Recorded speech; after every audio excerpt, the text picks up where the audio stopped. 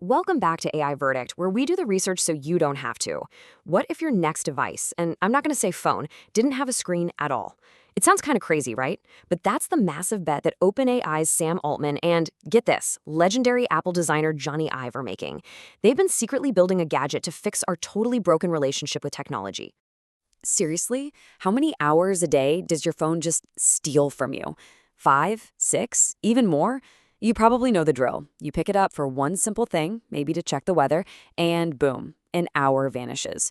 You've been sucked into this black hole of notifications and apps you never even meant to open. It's not a tool anymore, it's a time thief. Well, Sam Altman and Jony Ive believe they have the answer. They think the problem is the screen, and their solution? A device with no screen at all. So today, we're breaking down everything we know about this secret AI gadget. We're talking design, specs, the launch timeline, and why, honestly, this could genuinely change how you interact with technology forever. All right, so here's the game plan. First, we'll get into the vision, the big idea behind it all. Then we'll dive under the hood to look at the hardware and AI. We'll ask why this might actually work when others have failed, look at the ripple effect it could have on the market, and finally, we'll talk about the future and the pretty big risks. Let's get into it. You gotta understand, this whole thing isn't just about building another cool gadget. Nope. This is about a whole new philosophy for how we're supposed to interact with technology. It's a full-on rebellion against the attention economy that's been running our lives for the last, 20 years? And believe me, this isn't some far-off dream. This is happening, and it's happening fast. It really kicked off in September 2024 when the New York Times let it slip that OpenAI was working with Jony Ive. Then, boom. May 2025, OpenAI buys Ive's startup. They drop hints about a family of devices. By November, they confirm, yep, we have prototypes. And now we've got court filings pointing to an actual shipping date in early 2027. This thing is practically here. You know, what's fascinating is how they're framing this. They're not talking about specs, gigahertz and megapixels. They're talking about feelings. Jony Ive literally said the goal is to make people happy, fulfilled, and peaceful. Think about that. He's not trying to build a faster phone. He's trying to build an antidote to the stress and distraction our phones shovel at us 24/7. And Sam Altman's analogy is just perfect. He says using your smartphone is like standing in the middle of Times Square. It's just this chaotic assault of noise and lights and ads all screaming for your attention. This new device, he wants it to feel like sitting in a quiet cabin by a lake. It's all about calm, focus, and doing things on your own terms. What a contrast, right? And let's be super clear, because they've said it over and over. This is not a phone. It is not a smartwatch. And it's not smart glasses. They're trying to create a totally new category. And honestly, when the guy who literally designed the iPhone tells you we need to get away from screens, you should probably pay attention. Something big is definitely in the air. Okay, so that's the why. It's a pretty compelling vision. But what is this thing, actually? What does it look like? What does it do? Time to go under the hood. So the internal code name for this project is apparently Gumdrop. Kind of cute, right? But it tells you a lot. It suggests something small, rounded, maybe even a little playful. It's the complete opposite of the cold, intimidating black mirror we all carry around. All right, let's talk hardware based on what's been leaked. First and most important, absolutely no screen. I'm going to say that again. No screen. This is a huge deal. It's also tiny. Think about the size of an old iPod Shuffle. You'd wear it on a lanyard or just clip it to your clothes. Of course, it's got microphones and at least one camera so it can see and hear the world around you. And inside, it's powered by some serious Qualcomm Snapdragon silicon, which means it can do a lot of AI processing right on the device. Oh, and yeah, you'll probably have to charge it every day. But look, the hardware is just the box. The real magic, the secret sauce, is the AI brain. This thing is basically a physical front end for ChatGPT. But it's not just waiting for you to say, hey, assistant. No, it's designed to be completely context-aware. It knows where you are, what you're doing, who you're with, so it can be proactive.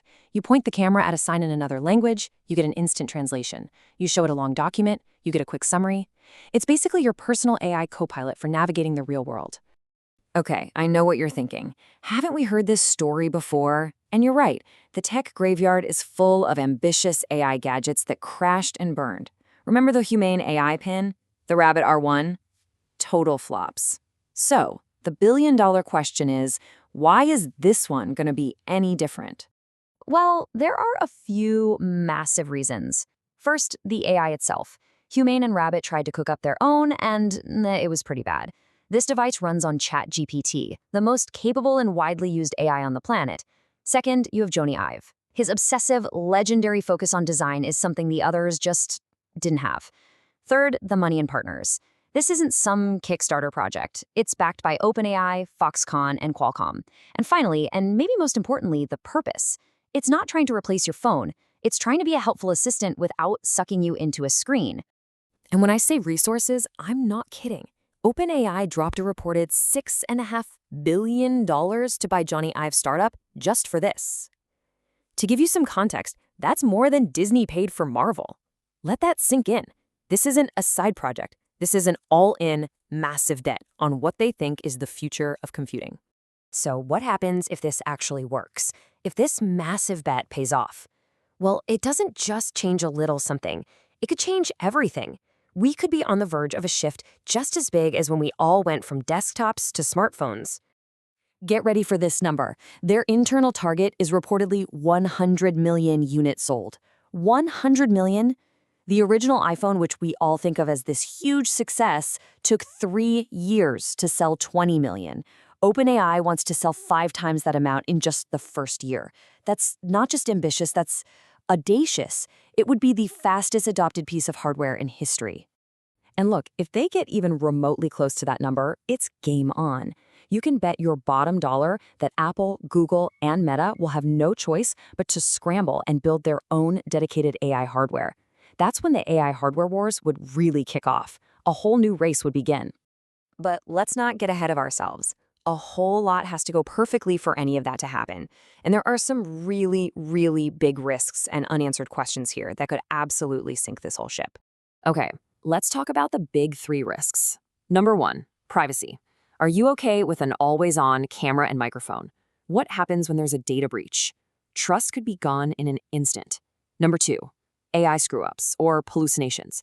What if the AI gives you terrible financial advice? Or worse, incorrect medical information? The consequences could be serious. And number 3, maybe the biggest risk of all, just us. Are people actually going to give up their screens? Is it going to feel weird and awkward to be talking to a little device clipped to your shirt? That's a huge hurdle. So who's going to buy this thing? Well, you'll have your usual first wave, right? The AI enthusiasts, the diehard tech fans. But I think the really interesting group is going to be what you could call the wellness crowd. The people who are just completely overwhelmed and burned out by their phones.